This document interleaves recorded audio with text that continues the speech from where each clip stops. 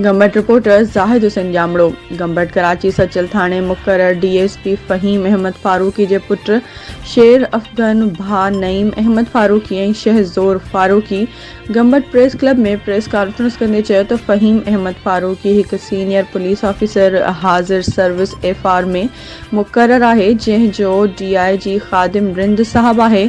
23 तारीख़ ते वाक़ियो ॾेखारे जेको सचल थाणे जे कूड़ो केस अगवा जो 365/A जो फ़हीम अहमद मथां FIR दाख़िल कई वई आहे।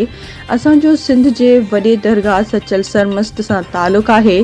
असांजो वालिद ज़फ़र अहमद फारूकी जेको नाले वारो पुलिस ऑफिसर DSP रही चुको आहे।